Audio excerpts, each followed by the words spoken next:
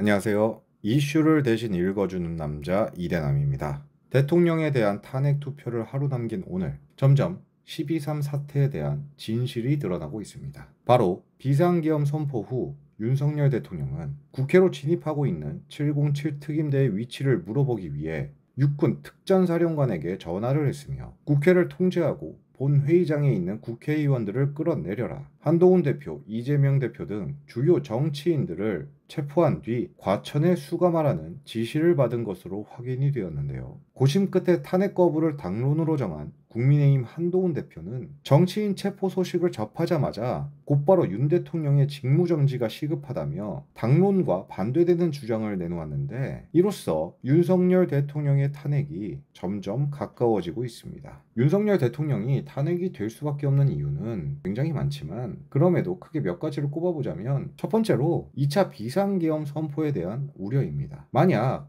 내일 탄핵 투표가 부결이 된다면 국민들은 더욱 거세게 시위를 할 것이고, 그렇게 된다면 정말 국정이 마비가 될 가능성이 크기 때문에 윤석열 입장에서는 다시 한번 비상계엄을 선포할 가능성이 굉장히 큰데요. 실제 비상계엄을 선포하지 않는다 할지라도 윤석열이 계속 대통령으로서 직무를 수행한다면 국민들은 2차 비상계엄에 대한 불안을 계속 안고 살아가야 하기 때문에, 이 부분을 해소하려면 윤석열 대통령이 직접 하야를 하던가 아니면 탄핵을 해서 끌어내리는 방법뿐이라고 생각을 하는데요. 이 부분이 바로 탄핵이 될 수밖에 없는 두 번째 이유입니다. 이미 노동계, 법조계, 의료계, 심지어 대학생들마저 윤석열의 탄핵을 외치며 시위를 하고 있는 상황인데, 윤석열이 과연 무슨 방법으로 이들의 시위를 잠재울 수 있겠습니까? 심지어 비상계엄 해제 이후 국민들에게 어떠한 사과나 입장을 밝히지도 않았고, 국무위원이라는 장관들 또한 대통령의 비상계엄에 대해서 모르겠다, 답변할 수 없다 등 온통 숨기기에 급급한데, 어거지로 탄핵은 막을 수 있겠지만 국민들의 분노는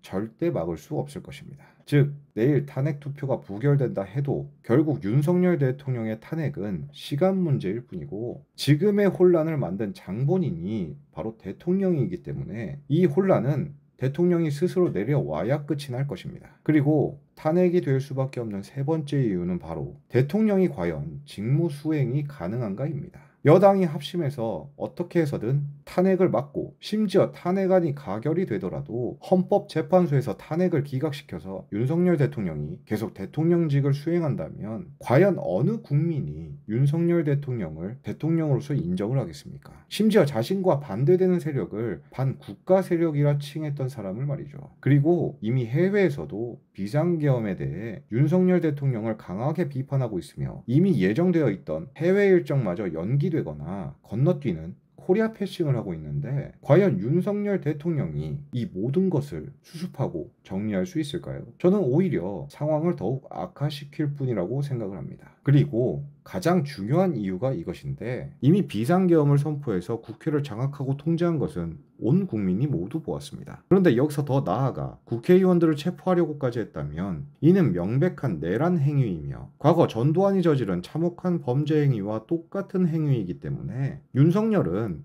더 이상 대통령이 될 수 없을 뿐더러 국민들이 대통령으로 인정하지도 않을 것입니다. 그러니 괜한 시간 낭비해서 국민들을 불안에 떨게 하지 마시고, 정말로 대한민국을 걱정하고 국민들을 생각한다면 본인 스스로 내려오시길 간곡히 부탁드리겠습니다. 오늘의 영상을 마치겠습니다. 시청해주셔서 감사합니다.